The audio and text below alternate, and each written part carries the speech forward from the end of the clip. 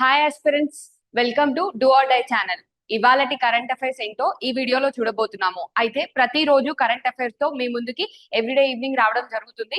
కాబట్టి important current affairs అనేవి everyday cover చేసుకోవడం వల్ల ఏంటంటే మంత్ ఎండ్ ఒక మ్యాగజైన్ పిక్ చేసుకొని మనం ఏం కవర్ చేసుకున్నాం అనేవి చూసుకొని ఏవి కవర్ కాలేదో జస్ట్ మ్యాగజైన్ లో కవర్ చేసుకుంటే కరెంట్ అఫైర్స్ అనేవి రీసెంట్ జరిగిన ఎన్ని ఎగ్జామ్స్ తీసుకున్నప్పటికీ మనకి చాలా కీ రోల్ ప్లే చేస్తున్నాయి. అందుకనే మనం కరెంట్ అఫైర్స్ అనేది ఫ్రీ ఆఫ్ కాస్ట్ మన ఛానల్లో ప్రతిరోజు ప్రొవైడ్ చేయడం జరుగుతుంది. అవి కూడా ఎలా అంటే ఎగ్జామ్ పాయింట్ ఆఫ్ వ్యూ లో ఏవి ఇంపార్టెంట్ అనే విషయాన్ని మనం ఎక్కువగా ఫోకస్ చేయడం జరుగుతుంది. కాబట్టి తప్పకుండా వీడియోని కంటిన్యూస్ గా ఫాలో అవుతూ ఉండండి. ఇలాంటి మంచి మంచి ఇన్ఫర్మేషన్ మీ ముందుకు వస్తుంటుంది. అయితే ఇవాళ ఇంపార్టెంట్ కరెంట్ అఫైర్స్ ఏంటి అని మనం చూసుకుంటే, ఇవాళ ఇంపార్టెంట్ కరెంట్ అఫైర్స్ వచ్చేసి మనకి చాలా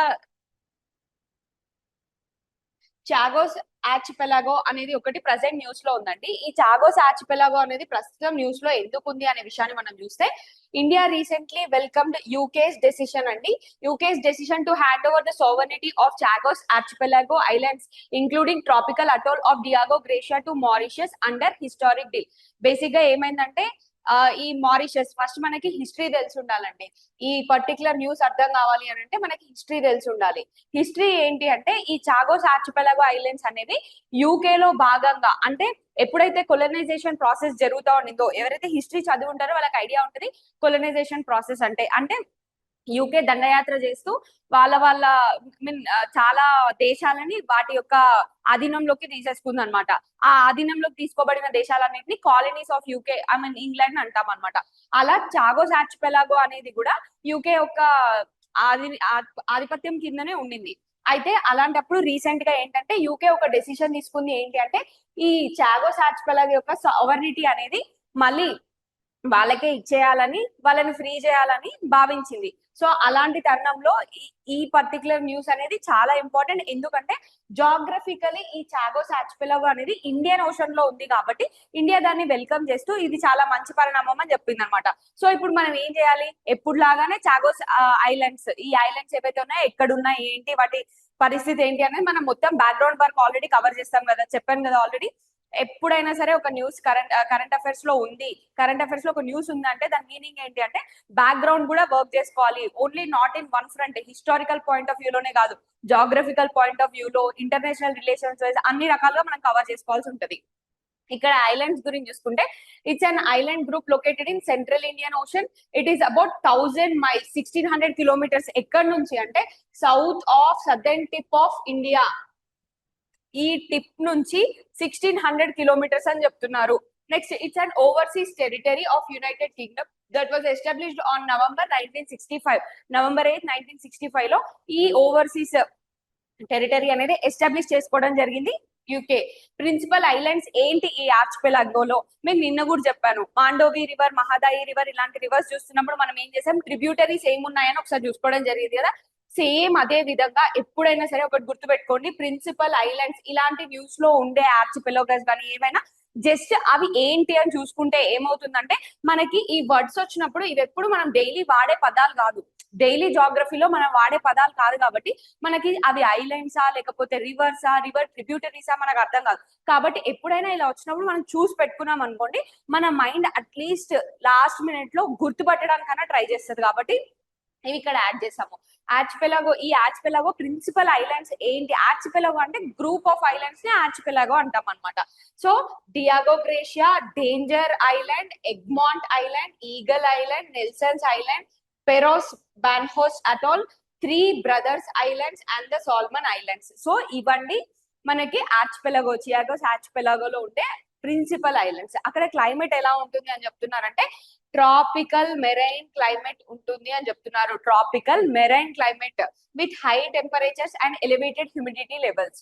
next, this islands climate is heavily moderated by trade winds which blow over the islands. ఇవి ఈక్వేటర్ కి దగ్గరగా ఉన్నాయి కాబట్టి ట్రేడ్ విండ్స్ అనేవి వీటిని చాలా ఇంపాక్ట్ చేస్తాయని చెప్తున్నారు. సో ఇక్కడ ఇది important news. Next important news వచ్చేసి మనకి పిఎం ఈ డ్రైవ్ స్కీమ్ అనేది ప్రస్తుతం న్యూస్ లో ఉంది. అయితే రీసెంట్ గా మనం రాసిన ఎగ్జామ్స్ అన్నిట్లోనూ రెన్యూబుల్ ఎనర్జీ అనే దాని మీద చాలా ఎక్కువగా ఫోకస్ పెరుగుతుందండి. మీరు గమనించినట్టయితే రెన్యూబుల్ ఎనర్జీ అనేది ఎలా తయారైంది అంటే it's an like most craziest topic that examiner is crazy about అనమాట. అంటే అలాంటి టాపిక్ లేకుండా ఎగ్జామ్ పేపరే సెట్ చేయట్లేదు. అలాంటప్పుడు ఇలాంటి స్కీమ్స్ మనకి సబ్జెక్టివ్ ఎగ్జామ్స్ రాసిన నేను ఆల్రెడీ చెప్పినట్టు సబ్జెక్టివ్ ఎగ్జామ్స్ రాస్తే సబ్స్టాన్షియేషన్ కి ఇలాంటి స్కీమ్స్ హెల్ప్ అవుతాయి. ఆబ్జెక్టివ్ ఎగ్జామ్ లో అయితే డైరెక్ట్ గా ఈ స్కీమ్ మరియు దాని యొక్క ఇంపార్టెంట్ పాయింట్స్ అంటే అవి ఏం తీసుకురావాలనుకుంటుంది, ఎలాంటి చేంజ్ తీసుకురావాలనుకుంటుంది, ఎలాంటి సెక్టర్ లో చేంజ్ తీసుకురావాలనుకుంటుంది ఇంపార్టెంట్ అవుతాయి. సో ఇలాంటి స్కీమ్స్ అనేవి చాలా చాలా ఇంపార్టెంట్. మేము ఇక్కడ కవర్ చేసినవే కాకుండా మళ్ళీ మ్యాగజైన్ లో చాలా నెంబర్ ఆఫ్ స్కీమ్స్ కూడా కవర్ చేయడం జరుగుతుంది. తప్పకుండా ఫాలో అవ్వండి. అయితే ఇప్పుడు పిఎం ఈ డ్రైవ్ స్కీమ్ గురించి మనం చూసుకుంటే రీసెంట్లీ అండర్ పిఎం ఈ drive 2000 crores is allocated to set up 72,000 public EV charging stations across India. Simple గా గుర్తుపెట్టుకోండి, ఈ డ్రైవ్ అంటే ఎలక్ట్రానిక్ వెహికల్స్ కి సంబంధించింది అని గుర్తుపెట్టుకోండి. ఏమంటున్నారు? 2,000 కోట్లు 72,000 public EV station charging stations. EV charging stations అంటే ఇప్పుడు గుర్తుపెట్టుకోండి, మన దగ్గర ఒక 10 లక్షలు 15 లక్షలు ఉంటే మనం ఒక ఎలక్ట్రిక్ కార్ కొనడానికి ప్రస్తుతం ఎందుకు ఆలోచిస్తున్నాం అంటే మార్కెట్ లోకి ఏదైనా కొత్త మోడల్ వచ్చింది బాగుంది అని అంటే మనం కొనుక్కోవడానికి ట్రై చేస్తాం. కానీ మన అందరి ఆలోచన ఏంటి అని అంటే ఛార్జింగ్ స్టేషన్స్ మనం వెళ్ళిన ప్రతి దగ్గర లేకపోవచ్చు అనే ఒక విషయానికి అందరూ వెనకడ వేస్తున్నారు. దాని వల్ల యూసేజ్ ఆఫ్ ఎలక్ట్రిక్ వెహికల్స్ అనేది దెబ్బ తినకూడదు అనే ఉద్దేశంతో ఈ public charging EV charging stations అనేది పిఎంఈ డ్రైవ్ ద్వారా అంటే ఇది ఒక ఇన్ఫ్రాస్ట్రక్చర్ బిల్డింగ్ ప్రోగ్రామ్ అండి. ఈ ఇన్ఫ్రాస్ట్రక్చర్ లో ఏమవుతుంది, మనం ఛార్జింగ్ స్టేషన్స్ బిల్డ్ చేయడం వల్ల యూసేజ్ ఆఫ్ ఎలక్ట్రిక్ వెహికల్స్ ని ఎంకరేజ్ చేస్తాం అనమాట. సో పిఎంఈ డ్రైవ్ గురించి చూద్దాము. PME Drive, Electronic Drive Revolution in Innovative Vehicle Enhancement Scheme is a flagship initiative launched to accelerate electronic mobility in India through demanded incentives and charging infrastructure support. చెప్తున్నాను కదా, ఉన్న demand ని meet కావడానికి infrastructure support ఇస్తూ దాన్ని develop చేయడం వల్ల ఏం జరుగుతుంది అని అంటే ఎలక్ట్రానిక్ వెహికల్స్ యొక్క యూసేజ్ పెరుగుతుంది అనే ఉద్దేశంతో ఈ డ్రైవ్ స్కీమ్ అనేది తీసుకురావడం జరిగింది. It AIIMS to reduce transport related carbon emissions, improve air quality, enhance energy security. As it is గా ఈ 3 పాయింట్లని మీరు తీసుకొని ఏం చేయొచ్చు, ఎలక్ట్రానిక్ వెహికల్స్ యొక్క అడ్వాంటేజెస్ అనే దగ్గర సబ్ హెడ్డింగ్స్ గా వాడుకోవచ్చు కదా. సబ్ హెడ్డింగ్స్ గా వాడుకొని ఇప్పుడు గ్రూప్ 1 రిలేటెడ్ ఎగ్జామ్స్ లాంటివి చూసుకుంటే గ్రూప్ 1 లో suppose advantages of electronic vehicles are 2030 కల్లా ఎలక్ట్రానిక్ వెహికల్స్ వాడడం వల్ల వాతావరణంలో ఎలాంటి చేంజెస్ వస్తాయి, అలానే పాలసీ మేకింగ్ లో ఎలాంటి చేంజెస్ వస్తాయి అనే క్వశ్చన్ వచ్చింది అనుకుందాం సపోజ్. ఇప్పుడు ఈ 3 సబ్ హెడ్డింగ్స్ అయిపోతాయి కదా. వీటికి కార్బన్ ఎమిషన్స్ ఎంత తగ్గిస్తుంది, డేటా వెతకండి చాట్ జీపీటీ లోనో లేకపోతే గూగుల్లోనో ఎక్కడో ఒక దగ్గర, లేకపోతే పాలసీ మెషన్స్ లోనో ఎక్కడో ఒక దగ్గర వీటికి సంబంధించిన డేటా ఉంటుంది. ఈ పాయింట్స్ రాసేసి సబ్స్టాన్సియేషన్ రాసేస్తే అందరికంటే బెటర్ పాయింట్స్ రాసినట్లే కదా. As simple as it. మనం నేర్చుకునేటప్పుడే యాక్టివ్ గా నేర్చుకోవాలి. నేను మళ్ళీ చెప్తున్నాను, మనం ఏదైనా యూజ్ చేస్తున్నాము అని అంటే ఎలా యూజ్ చేయాలి, ఏదైనా డేటా నేర్చుకునేటప్పుడు ఇది నాకు ఎక్కడ ఉపయోగపడుతుంది, నేను ఇది ఎక్కడెక్కడ వాడగలుగుతాను అనే మైండ్ సెట్ తో చదవండి. సో దట్ ఏంటంటే మీరు చదివేవి కొంచెం ఇన్ఫర్మేషన్ అయినా ఎక్కువ దగ్గరలో ఉపయోగపడుతుంది. Next, the scheme has total financial outlay of 10,900 crores and will be implemented from 2024-2026. అంటే 2024 సంవత్సరం నుంచి 2026 వరకు ఈ స్కీమ్ అవుట్లే అనేది ఇవ్వడం జరిగింది. టోటల్ ఫినాన్షియల్ అవుట్లే వచ్చి 10,900 అని చెప్తున్నారు. సో దీని గురించి మరింత ఇన్ఫర్మేషన్ మనం చూసుకున్నట్లయితే కీ ఆబ్జెక్టివ్స్ ఏంటి అని చెప్తున్నారు. To promote the adoption of EVs by supporting the purchase of electronic vehicles, E2Ws, E3Ws, buses, ambulances and trucks. 2-wheelers, 3-wheelers, buses, ambulances and trucks అండి. సో ఈ ప్రమోట్ చేయడానికి అంటే ఎలక్ట్రానిక్ వెహికల్స్ అనేవి వాడక మన మైండ్ లో ఏదైతే ఒక జనరల్ పర్సన్ గా ఆలోచించి చూస్తే మనకి ఇప్పుడున్న డౌట్ అదే కదా.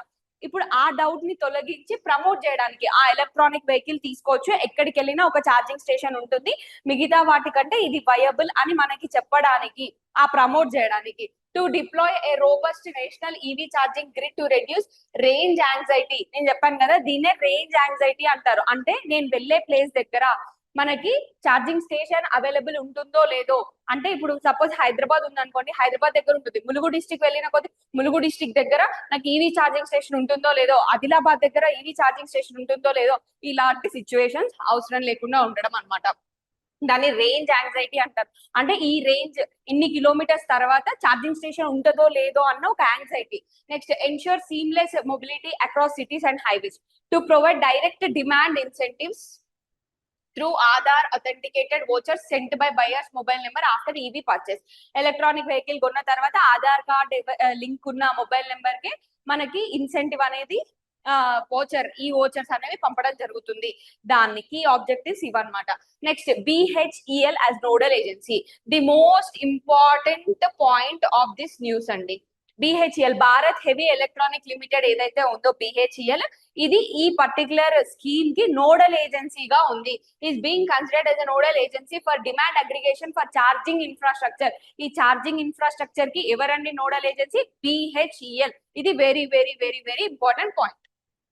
సో నెక్స్ట్ న్యూస్ చూసుకున్నట్లయితే మనకి న్యూస్ లో ఏముంది, చెరక అండ్ సుశ్రుత అని చెప్పేసి మనకు ఒక న్యూస్ బాగా న్యూస్ లో ఉందండి. ఎందుకు చదవాలి అని అంటే గుర్తుపెట్టుకోండి, హిస్టరీ నుంచి ఎక్కడో ర్యాండమ్ గా క్వశ్చన్స్ పిక్ చేయరు. అంటే జస్ట్ బికాస్ మనం స్పెక్ట్రమ్ చదివామనో, జస్ట్ బికాస్ మనం ఏదో ఒక బుక్ పిక్ చేసేసుకొని మొత్తం చదివామని చెప్పి ఎప్పుడు అడగరు. Present historical references present news లో ఎప్పుడైనా ఉంటే తప్పకుండా ఆ ఏజ్ రిలేటెడ్ థింగ్స్ మనం చాలా క్లియర్ గా చూసుకోవాలి. ఆ పర్సనాలిటీస్ రిలేటెడ్ థింగ్స్ మనం చాలా క్లారిటీగా చూసుకోవాలి. అలా చూసుకోవడానికి ఈ చెరక అండ్ సుశ్రిత అనేవి రెండు న్యూస్ లో ఉన్నాయన్నమాట.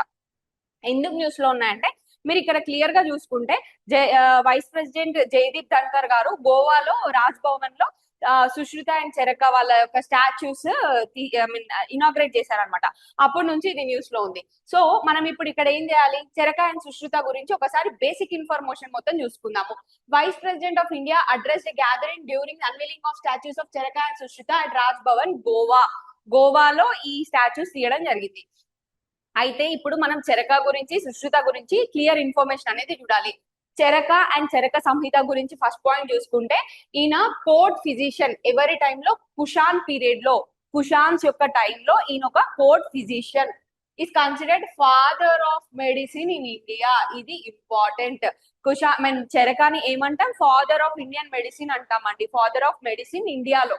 Next he revised the ancient Agnivesha Samhita. Agnivesha Samhita అనే ఒక బుక్ ని రివైజ్ చేసి చెరక సంహిత అనే బుక్ ని ఈయన రాయడం జరిగింది అనమాట.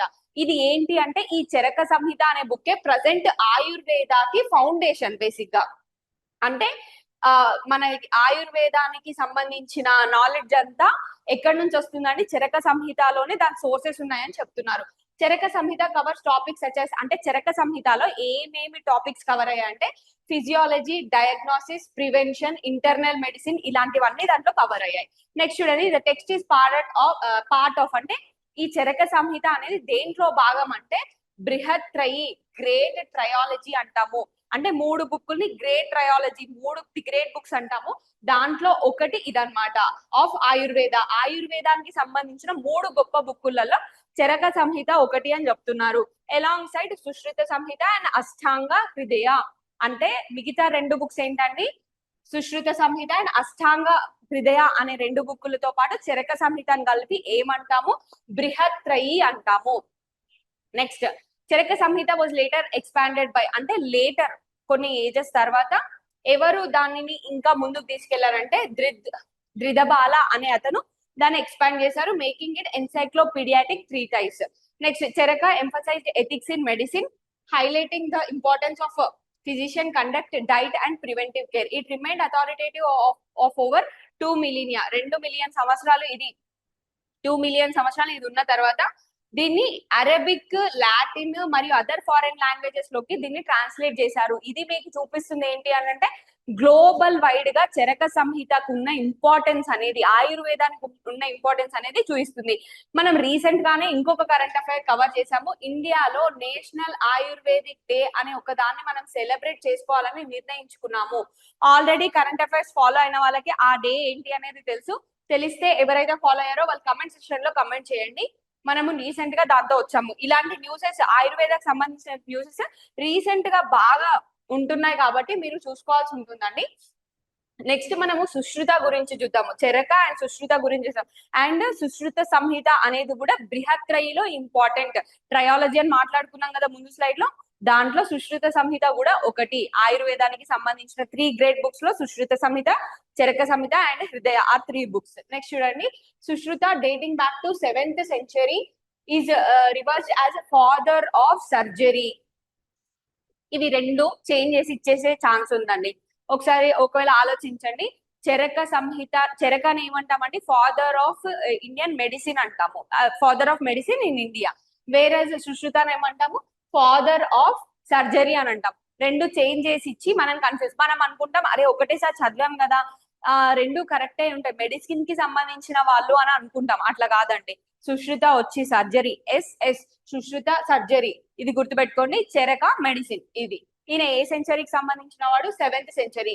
He authored Sushruta Samhita which elaborates over 300 surgical process. Sushruta సంహితలో ఏముందండి, ఇప్పుడు మనం చరక సంహితలో చూస్తే ప్రివెంటివ్ కేర్, ఎలా మెడిసిన్ యూజ్ చేయాలి, డైట్, అవన్నీ ఉన్నాయి అని చెప్తున్నారు కదా.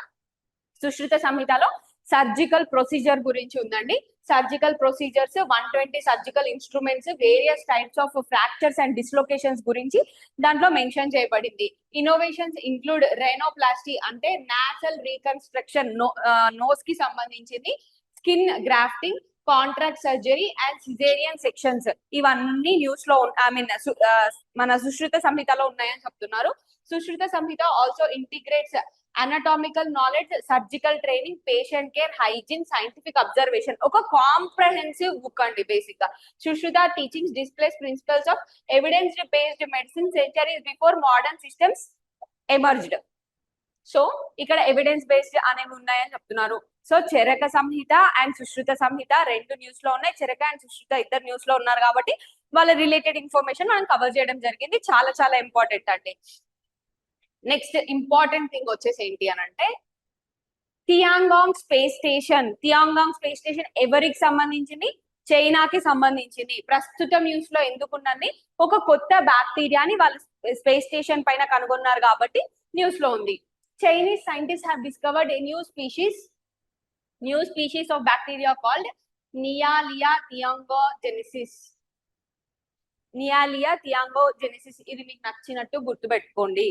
ఈ బ్యాక్టీరియా పేరు ఒక్కొక్కరు ఒక్కొక్కలా పలకడం జరుగుతుంది కాబట్టి ఆన్ బోర్డ్ ఈ స్పేస్ స్టేషన్ పైన ఈ బ్యాక్టీరియా అనేది వాళ్ళు కనుగొనడం జరిగింది.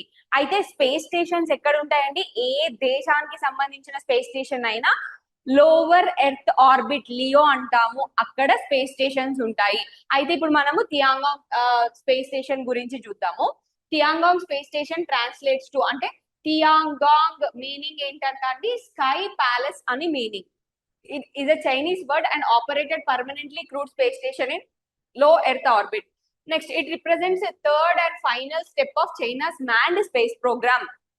China యొక్క manned space program లో ఈ స్పేస్ స్టేషన్ అనేది ఫైనల్ స్టేజ్, థర్డ్ స్టేజ్ ని సూచిస్తుంది. Next, first module of the space station was launched in April 2021.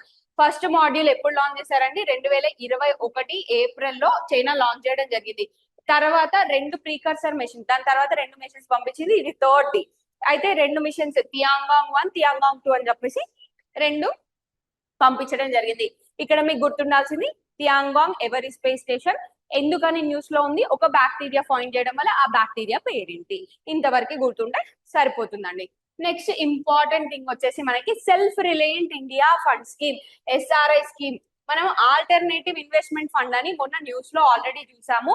Alternative fund investment fund అనేది ఆల్రెడీ ఉంది కాబట్టి ఒకసారి చూడకపోతే ఆ వీడియో చూడండి. Next, self reliant India fund scheme which support MSMEs. MSMEs అనేది చాలా చాలా ఇంపార్టెంట్ టాపిక్ అండి. మీరు ఏ ఎగ్జామ్ కి ప్రిపేర్ అవుతున్నా, స్పెషల్లీ మీరు subjective exams like Group 1 and UPSC prepare అవుతుంటే MSMEs అనేది చాలా చాలా ఇంపార్టెంట్ టాపిక్ కాబట్టి వాటి రిలేటెడ్ స్కీమ్స్ కానీ, ఇన్ఫర్మేషన్ కానీ, డేటా కానీ చాలా చాలా ఇంపార్టెంట్ అవుతుంది. Next, with equity infusion has invested around 10,979 crores in 577 MSMEs as of March 2025 since its launch. About self-reliant India scheme. అసలు ఈ స్కీమ్ దేని గురించి చూద్దాం. Self Reliant India Fund has been set up to infuse 50,000 crores as equity funding into those MSMEs which have the potential and viability to grow and become large unit. అయితే ఈ self reliant India scheme దేని గురించి చెప్తుందండి? ఇది దేని గురించి మాట్లాడుతుందంటే MSMEs వేటికైతే potential ఉండి large units గా ట్రాన్స్ఫార్మ్ అవ్వడానికి ఫండ్ ల్యాక్ అవుతుందో ఆ ఫండ్ ని ఇవ్వడమే దీని యొక్క ముఖ్య ఉద్దేశం అన్నమాట. Under this fund 50,000 crores there is a provision of rupees 10,000 crores from the government of India and 40,000 crores. అయితే మొత్తము అవుట్లే వచ్చేసి 50,000 కోట్లు అండి. 50,000 కోట్లు 10,000 కోట్లు మాత్రమే సెంట్రల్ గవర్నమెంట్ ఇస్తుంది.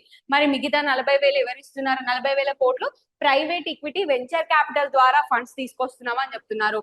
SRI fund operates through a mother fund and daughter fund structure. Daughter fund అంటే ఏంటంటే వెంచర్, ఈ venture capital equity private equity ఏదైతే ఉందో దాన్ని డాటర్ ఫండ్ అంటాము. So SRI fund is being implemented by NSIC venture. మీకు already చెప్పాను, ఏదైనా స్కీమ్ తీసుకున్నప్పుడు నోడల్ ఏజెన్సీ, మినిస్ట్రీ ఇవన్నీ చాలా ఇంపార్టెంట్ అవుతాయని. మరి ఇక్కడ దీన్ని ఎవరు ఇంప్లిమెంట్ చేస్తున్నారు? NSIC venture capital fund limited, NVCFL అంటాము. which is an alternative investment fund of category 2 registration with SEBI. Alternative investment fund గురించి మనం ఆల్రెడీ న్యూస్ లో చూసాము. నేను చెప్తున్నా మళ్ళీ న్యూస్ లో ఏవైతే రిపీట్ అవుతాయో అవి చాలా చాలా ఇంపార్టెంట్ అండి. మీరు ఒక్కసారి ఫాలో అవుతే ఏమైపోతుంది అంటే ఇది ఒక ఫాలో అప్ లాగా ఉంటది అనమాట.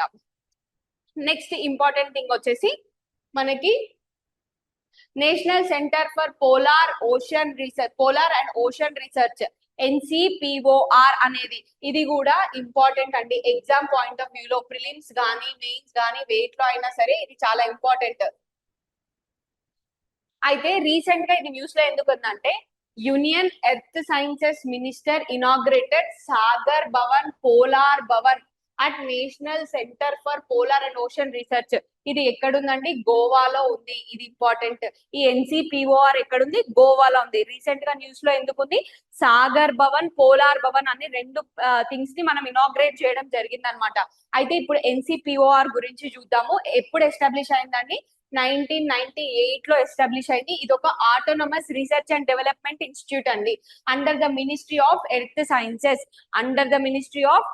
సైన్సెస్. ఇది చాలా చాలా ఇంపార్టెంట్ అండి. మినిస్ట్రీ ఆఫ్ ఎర్త్ సైన్సెస్ అనేది చాలా సార్లు మనకి ఎగ్జామ్ లో అడగడం జరుగుతుంది.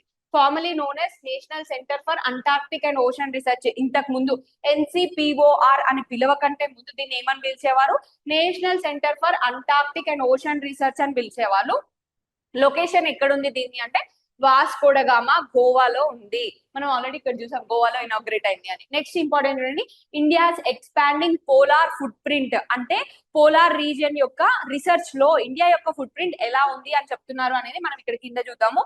NCPOR maintains India's research presence in అంటార్క్టికాలో ఈ NCPOR అక్కడ రీసెర్చ్ స్టేషన్స్ ఏర్పాటు చేస్తుందండి. అయితే అంటార్క్టికాలో మన స్టేషన్ పేర్లు ఏంటి? మైత్రి భారతి. ఆర్కిటిక్ లో మన స్టేషన్ పేర్లు ఏంటండి? హిమాద్రి. హిమాలయాస్ లో మన రీసెర్చ్ స్టేషన్ పేరేంటి?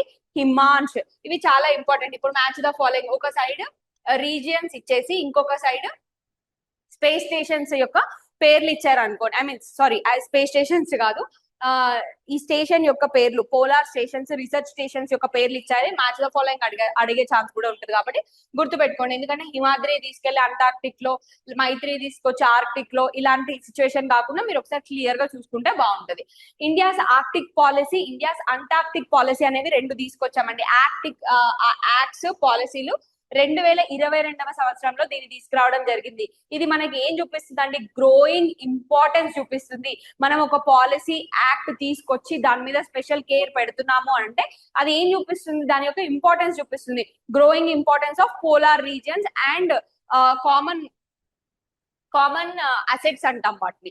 Next, cited as a key legislative frameworks for science led and environmentally responsible polar engagement align with international obligations. So ఇవన్నీ ఇవాళటి ఇంపార్టెంట్ కరెంట్ అఫైర్స్. అయితే మీకు ముందుగానే చెప్పినట్టు మనము ఒక ఫ్రీ సెషన్ తీసుకోవడం జరుగుతుందండి. మనకి ఏంటంటే క్వశ్చన్ అండ్ ఆన్సర్ ఫార్మాట్ లో ఆన్సర్స్ ఎలా రాయాలి, ఇంట్రడక్షన్ ఎలా రాయాలి, మా దగ్గర టెస్ట్ సిరీస్ ఎలా ఉండబోతుంది అని చెప్పి మేము ఒక పర్టికులర్ గా ఒక వీడియో పోస్ట్ చేయడం జరుగుతుంది త్వరలోనే. సో మీకు ఒకవేళ కరెంట్ అఫైర్స్ అనేది ప్రాబ్లం అయితే వచ్చే ఎగ్జామ్స్ అన్ని కూడా కరెంట్ అఫైర్స్ ని బేస్ చేసుకుని ఎగ్జామ్స్ చాలా అంటే ఒక 40% స్టాటిక్ అయితే 30% స్టాటిక్ అయితే 70% to 60% వచ్చేసి మనకి కరెంట్ అఫైర్స్ ఉంటున్నాయి కాబట్టి ఒక డైనమిక్ గేమ్ లాగా అయిపోయింది. సో మీరు ఒకవేళ కరెంట్ అఫైర్స్ తో స్ట్రగుల్ అవుతున్నట్టయితే మీరు ఒక రైట్ ప్లేస్ లో ఉన్నట్టే. Thank you for following this channel. Subscribe చేయండి, లైక్ చేయండి, అండ్ మీ ఆస్పిరెంట్ ఫ్రెండ్స్ ఎవరైతే ఉంటారో వాళ్ళకి షేర్ చేయండి. Thank you so much for watching this video.